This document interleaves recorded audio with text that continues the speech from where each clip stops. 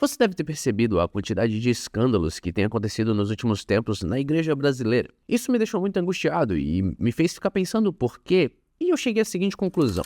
O grande problema da igreja brasileira hoje se chama ética. A quantidade de escândalos que a gente tem visto não é à toa, só revela o tamanho do problema que a gente tem. Como um pastor deve se portar, como uma liderança deve tratar seus liderados, como ela deve confrontar as pessoas e os pecados, como é a prestação de contas de uma instituição. A grande pergunta então é: afinal, como uma igreja deve ser? Normalmente quando a gente faz essa pergunta, a discussão se perde na estética. A igreja da parede preta, será que a gente apaga ou acende a luz? Qual que é a liturgia certa? Quais são as músicas certas pra gente cantar? A gente poderia ficar horas falando disso, mas isso mostra o quão superficial é as nossas questões. Elas esbarram na aparência. É como os fariseus falando para Jesus: por que vocês não lavam a mão? Isso contamina toda a comida. E Jesus explicando: não é sobre o que entra pela boca que contamina o homem, mas pelo que sai da boca. Porque o que sai vem do coração. Por isso que as questões, elas não são estéticas, as questões não são nem doutrinárias. Porque se fossem doutrinárias, a gente teria que falar: qual é a doutrina certa?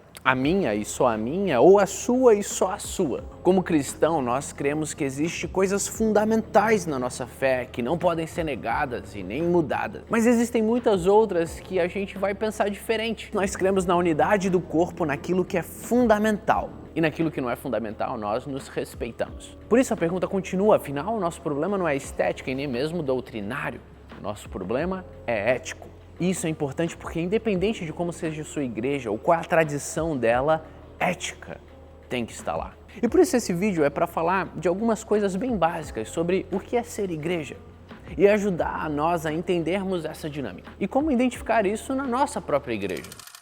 A primeira coisa que eu gostaria de pensar é: a sua igreja presta contas das finanças? Por lei, toda igreja no Brasil precisa manter a contabilidade completa das suas movimentações. A sua igreja faz isso? A sua igreja faz assembleia mostrando tudo que foi arrecadado e como esse dinheiro foi gasto? Você sabe quanto ganha o seu pastor? Uma liderança transparente é super importante e no tema finanças a gente ainda pode ir muito mais profundo. Por exemplo, não tem problema a sua igreja ter um telão de LED de 120 mil reais. Às vezes a sua igreja é muito grande, tem muitos recursos e ela quer fazer tudo com excelência. Tudo bem. Mas uma pergunta que você deveria fazer para o seu pastor é: pastor, quanto é que a gente gastou com missões ano passado? Nós, como cristãos, temos a pregação do evangelho a todos os povos como algo fundamental na nossa fé. Se a nossa igreja gasta mais dinheiro com a multimídia do templo do que com a pregação do evangelho aos confins da terra, será que faz sentido continuar parte dessa igreja? Uma igreja séria presta contas dos seus gastos e não se envergonha de mostrar isso aos seus membros que são fiéis. Pergunte ao seu pastor perguntas difíceis. Se ele é um homem de Deus, não se preocupe, homens de Deus não têm medo de respondê-las. A segunda coisa é como é que a sua liderança trata as ovelhas. Coisas como: eu preciso pedir autorização do meu pastor para ver a minha avó. Ou será que o pastor vai deixar eu mudar de emprego? Coisas assim não são normais. O seu pastor não diz qual faculdade você tem que fazer, nem com que pessoa você tem que casar. O seu pastor não é o seu patrão, muito menos o seu dono. E ele não tem um acesso maior a Deus do que você. Ele, como um bom líder, vai te amar, vai te dar bons conselhos, vai ensinar você a crescer e amadurecer e a tomar as suas próprias decisões. Você é o responsável pela sua vida, não ele. A terceira coisa é: a igreja precisa ser bíblica. E entenda, você pode ser calvinista por causa da Bíblia ou arminiano por causa da mesma Bíblia. O que não pode é pastores inventarem coisas que não têm base nenhuma, regras que saíram só da sua cabeça e que vão contra as escrituras. Questione seu pastor: por que a gente faz isso? Ou por que nós cremos nisso aqui? Qual é a base das escrituras para isso? A Bíblia é a nossa maior autoridade de fé e prática. Estude ela. A quarta coisa é: na igreja, pecados são confrontados, mas com amor e respeito, seguindo o que Jesus nos ensinou em Mateus capítulo 18, nunca expondo sem necessidade ou difamando alguém. O confronto de pecados serve para todos, para os membros, para os líderes e para os pastores. Não existe acepção de pessoas. A Bíblia nos ensina que não existe judeu nem grego, homem nem mulher, porque todos somos um em Cristo Jesus. Lideranças não acobertam crimes, escândalos ou pecados, mas trazem a luz para a justiça, perdão, cura e restauração. Ninguém protege a igreja mentindo ou acobertando coisas.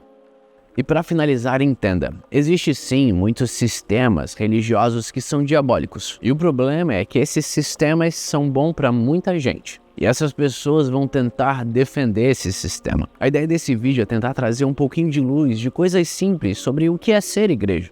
Que muitas vezes, por estar dentro de bolhas, as pessoas não enxergam. Se você é um cristão, você pode até ser vítima de uma igreja deficiente. Mas como cristão, nós também somos chamados a crescer, a ler a palavra, a buscar mais de Deus e tomar uma decisão. Ninguém vai chegar diante de Deus e falar, poxa Deus, dei azar, fiquei 20 anos numa igreja ruim. Não, você ficou porque você quis, porque era conveniente para você, porque você não quis aprender mais de Cristo.